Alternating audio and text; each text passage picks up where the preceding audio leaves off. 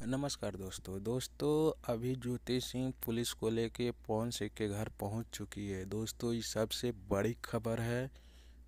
जी हाँ दोस्तों, जैसे कि आप लोग जानते हैं पवन सिंह ज्योति सिंह को रखना नहीं चाहते हैं और ज्योति सिंह बार बार कोशिश कर रही पवन सिंह के साथ रहने की। फैसला आया कि ज्योति सिंह पवन सिंह साथ तलाक लेना नहीं चाहती है, मगर पवन सिंह तलाक लेना चाहते हैं। बता दो कि ज्योति सिंह घर जाके इंस्टाग्राम पे लाइव आकर रोने लगती है, बिलख बिलख के रोती है, जिसके बाद शायद हो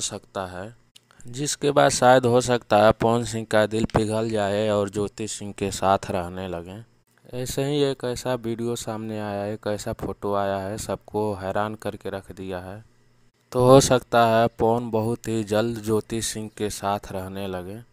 तो दोस्तों पूरा मामला बताऊंगा इस वीडियो में, आप बने रहिएगा, वीडियो को शुरू से लेकर अंत तक देखिएगा।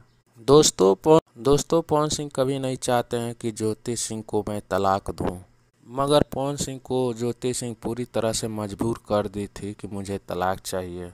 तो जिसके बाद पवन सिंह ने एक बड़ा कदम उठाते तलाक का फैसला लिया था। और आपको बता दूं पवन सिंह की और ज्योति सिंह की शादी 2018 में हो गई थी और मात्र ज्योति सिंह पवन सिंह के साथ 6 महीना रही थी और उसके बाद छोड़ के अपने मायके चली गई और मायके से आने का नाम नहीं लेती है। लाख कोशिश करने पर और समझाने बुझाने पर वो नहीं आती है।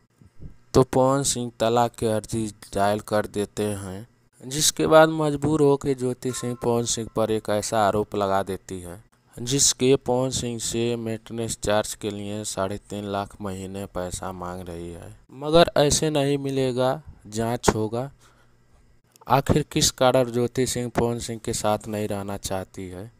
मगर लगता अब यही है कि अपने फैसले से ज्योति सिंह मुकर गई है। लाइव आकर अब रोने लगती है कि मुझे पवन सिंह के साथ रहना है।